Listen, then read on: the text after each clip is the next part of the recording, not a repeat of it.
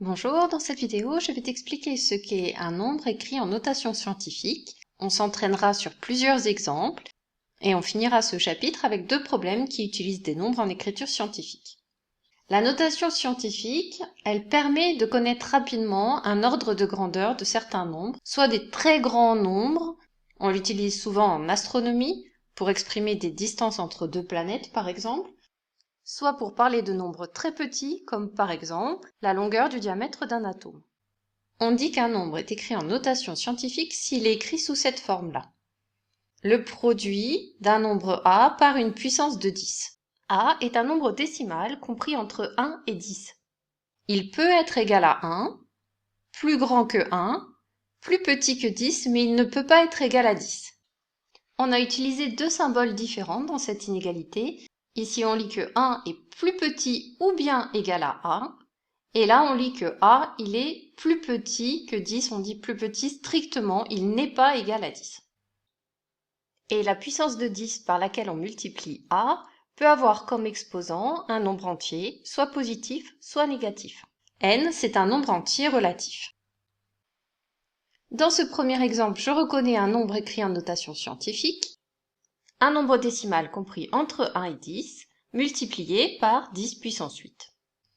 Un deuxième exemple, 4,7 fois 10 puissance moins 2, A vaut 4,7, N vaut moins 2. Maintenant, A vaut 1,12, N vaut moins 4, et dans mon dernier exemple, A vaut 9,958 et N vaut 10.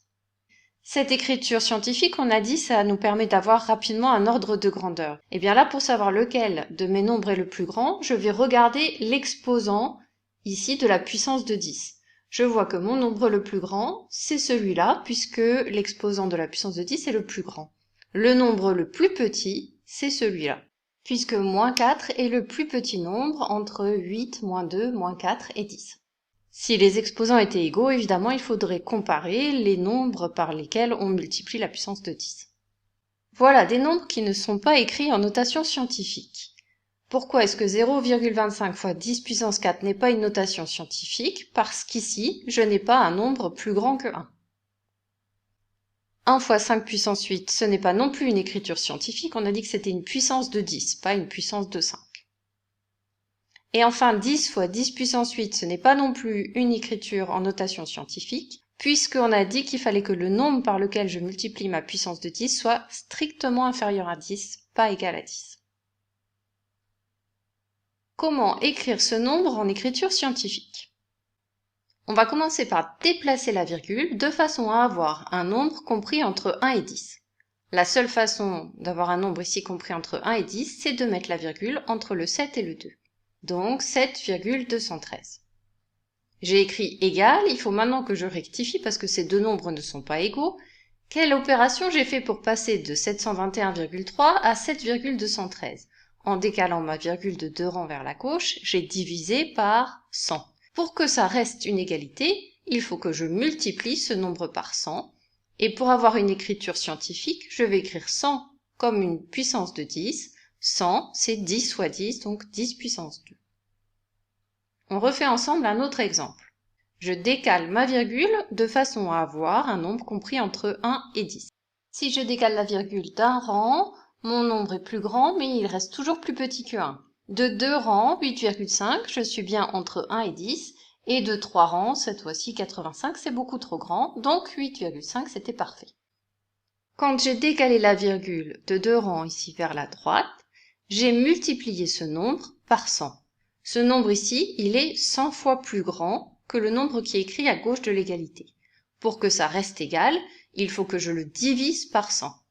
Diviser par 100, c'est multiplier par 1 centième, c'est-à-dire multiplier par 10 puissance moins 2.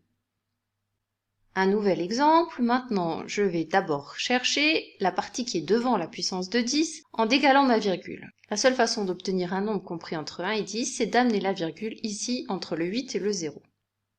Lorsque j'ai fait cette opération, j'ai divisé mon nombre par 10. Puisque je veux une égalité, je dois donc le multiplier par 10, et 10 c'est 10 puissance 1. Voilà comment changer l'écriture d'un nombre de façon à l'écrire en notation scientifique. Appuie sur pause, écris ces trois nombres en notation scientifique et on corrige après. Pour le premier nombre, déjà pour placer la virgule, une seule solution pour avoir un nombre compris entre 1 et 10, c'est de mettre la virgule ici entre le 4 et le 5. J'ai supprimé les autres zéros puisque dans l'écriture décimale, ça vient à la fin de ma partie décimale, ces zéros sont donc inutiles maintenant. Par combien j'ai divisé mon nombre pour obtenir cette écriture-là? Ce nombre, c'est un nombre entier, la virgule se trouve là, j'ai décalé la virgule de 1 rang, 2 rangs, 3 rangs, 4 rangs, 5 rangs, 6 rangs, 7 rangs, 8 rangs. J'ai divisé ce nombre par 10 puissance 8. Pour rétablir mon égalité, il faut donc maintenant que je multiplie par 10 puissance 8. On passe à l'exemple suivant. Je veux obtenir un nombre compris entre 1 et 10. Je vais placer ma virgule ici, entre le 8 et le 5. Je ne suis pas obligée d'écrire tous les zéros à l'avant du nombre, puisque 8,5, c'est 8 unités 5 dixièmes. Ça sert à rien de dire que dans ce nombre, il y a 0 dizaine, 0 centaine, 0 unité de mille, 0, etc. Les zéros qui sont maintenant à l'avant du nombre sont inutiles. Lorsque j'ai fait cette opération, j'ai multiplié le nombre par 1, 2, 3, 4, 5, un 1 suivi de 5 zéros. C'est-à-dire je l'ai multiplié par 10 puissance 5. Si je veux maintenant rétablir l'égalité, il faut que je le divise par 10 puissance 5, c'est-à-dire que je le multiplie par 10 puissance moins 5. Voilà l'écriture en notation scientifique de ce nombre. Notre dernier exemple, la seule possibilité pour avoir un nombre compris entre 1 et 10, c'est de mettre la virgule ici, entre le 3 et le 9, c'est-à-dire que j'ai divisé mon nombre par, alors j'ai 1 rang, 2 rangs, 3, 4, 5, 6, 7, 8, 9, 10. J'ai donc divisé par 10 puissance 10 pour écrire 3,981. Il faut donc que je multiplie par 10 puissance 10 pour rétablir l'égalité. Voilà pour ces trois exemples. Maintenant, on va compliquer un tout petit peu, mais avant ça, on va revoir une propriété sur les produits de puissance de 10. Lorsque je multiplie 10 puissance 3 par 10 puissance 2, ça veut dire que ici, j'ai le produit de 10 par 10 par 10 3 fois, et à côté, le produit de 10 par 10 2 fois. En tout, j'ai écrit un produit de 5 facteurs, donc ça c'est égal à 10 puissance 5. 10 puissance 3 fois 10 puissance 2, c'est comme si j'avais ajouté les exposants, 10 puissance 3 plus 2, ça fait 10 puissance 5. Et lorsque l'une des puissances est négative, on va retrouver ce résultat. 10 puissance 3, c'est 10 multiplié par 10 multiplié par 10. 10 puissance moins 2, c'est la fraction 1 sur 10 puissance 2. C'est donc 1 sur 10 fois 10. Le produit de fractions, je multiplie les numérateurs et les dénominateurs. Ça me donne 10 fois 10 fois 10 sur 10 fois 10. Le 1 ne se réécrit pas dans le produit puisqu'il est neutre. 1 fois 10 fois 10 fois 10, c'est comme 10 fois 10 fois 10. Je peux simplifier l'écriture de ma fraction en divisant par un même nombre différent de zéros, numérateur et dénominateur. Je divise par 10. J'obtiens au numérateur 100, 10 fois 10 et au dénominateur 10. Je peux à nouveau diviser par 10, j'obtiens au numérateur 10 et au dénominateur 1. 10 divisé par 1, c'est 10, et ça s'écrit 10 puissance 1. Si je regarde maintenant par rapport aux exposants, je retrouve que 10 puissance 3 fois 10 puissance moins 2, c'est comme si j'avais ajouté 3 moins 2 et obtenu 10 puissance 1. On va se servir de cette propriété pour écrire ces nombres en notation scientifique. On fait le premier exemple ensemble et après tu pourras chercher les deux suivants. La différence par rapport aux exemples précédents, c'est que je n'ai pas seulement un nombre décimal à écrire en écriture scientifique, j'ai déjà le produit d'un décimal par une puissance de 10. Et manque de chance, ces écritures ne sont pas écrites en notation scientifique, il faut donc modifier l'écriture pour obtenir une notation scientifique. On va procéder par étapes et on va se ramener à ce qu'on a déjà fait avant. Ce fois 10 puissance 5, je le laisse de côté pour le moment, et je vais m'occuper de cette partie ici. Je vais écrire ce nombre en notation scientifique. Donc, je sais que je déplace la virgule entre le 3 et le 6, 3,67, et que je rétablis l'égalité puisque j'ai divisé mon nombre par 10, je multiplie par 10, c'est 10 puissance 1. Et il ne me reste plus qu'à calculer 10 puissance 1 fois 10 puissance 5 et l'écrire sous forme d'une puissance de 10.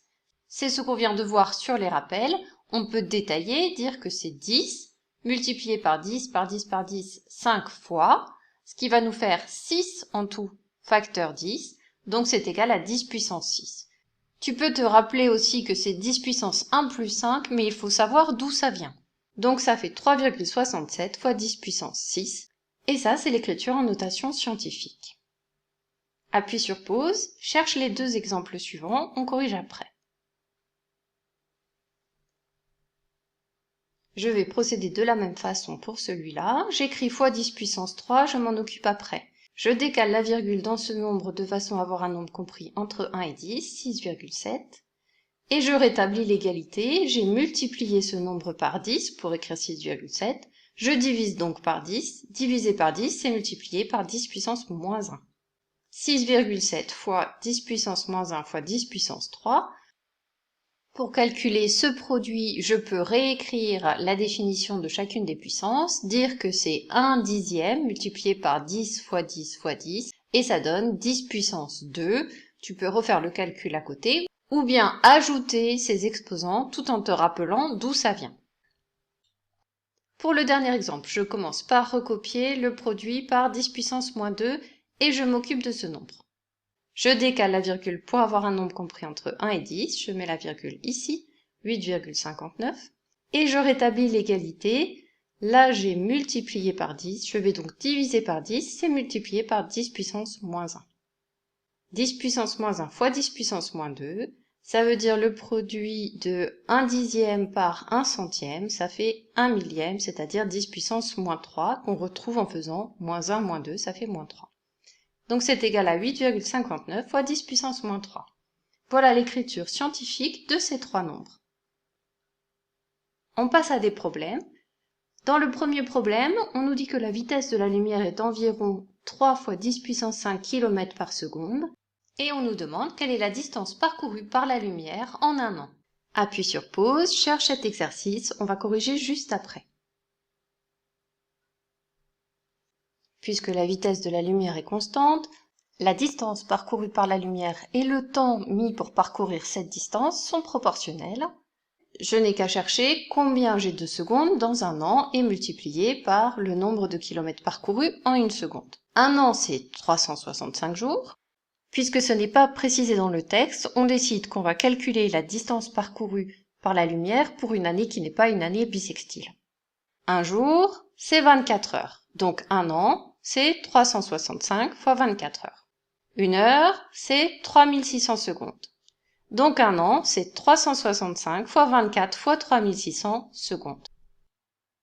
Pour connaître la distance parcourue par la lumière en un an, je n'ai plus qu'à multiplier ce nombre par 3 fois 10 puissance 5 et j'aurai une distance exprimée en kilomètres. Donc on y va, on multiplie tout ça par 3 fois 10 puissance 5. Et là, on peut prendre sa calculatrice, ce que je vais faire tout de suite. 365 fois 24 fois 3600 fois 3 fois 10 puissance 5. La puissance 5, ici il y a un x avec un exposant, c'est là qu'on écrit la puissance. Donc j'écris 5 et j'appuie sur cette touche pour avoir le résultat. L'écriture scientifique de ce nombre, elle nous le donne directement en écriture scientifique, ça c'est formidable, c'est 9,4608 fois 10 puissance 12.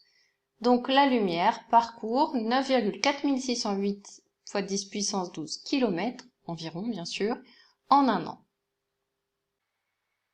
Et il ne nous reste plus qu'à écrire la phrase réponse et l'exercice est terminé. Un deuxième problème.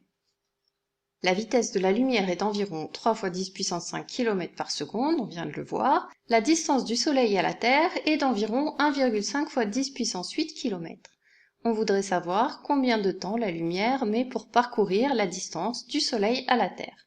À toi de jouer, appuie sur pause, on corrige après.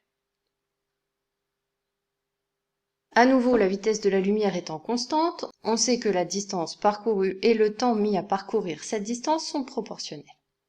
On peut donc écrire un tableau de proportionnalité dans lequel on indique les distances en kilomètres et les temps en secondes. La vitesse de la lumière, c'est 3 fois 10 puissance 5 km par seconde. Donc j'indique 3 fois 10 puissance 5 dans la case de la distance, et pour le temps, c'est 1 seconde.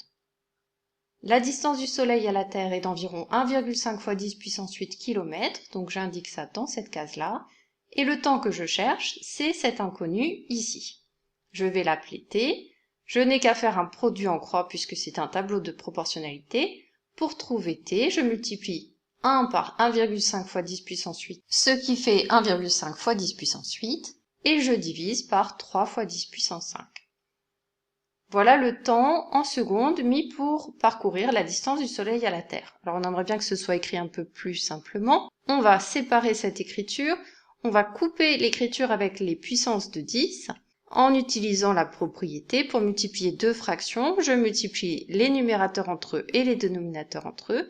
Ben là je fais l'inverse, j'ai déjà multiplié mes deux fractions, je retrouve mes fractions séparément. 1,5 divisé par 3, ça fait 0,5. Et maintenant, je vais essayer de simplifier cette écriture. 10 puissance 8, c'est 10 fois 10 fois 10 fois 10, 8 fois. Et 10 puissance 5, c'est 10 fois 10 fois 10 fois 10, 5 fois.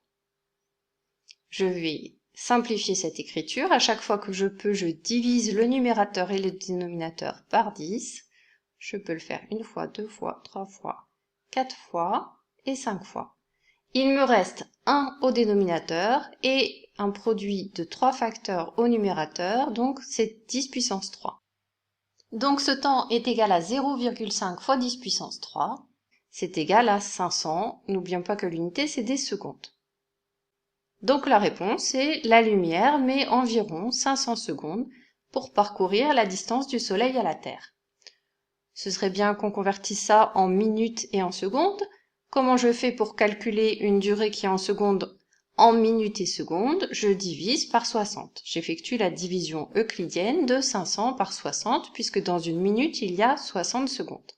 60 fois 8, 6 fois 8 ça fait 48, donc 60 fois 8 ça fait 480. Pour aller à 500, j'ajoute 20. Ça signifie que dans 500 secondes, j'ai 8 minutes et 20 secondes. Donc la lumière met environ 8 minutes et 20 secondes pour parcourir cette distance. Ce cours est maintenant terminé. À bientôt!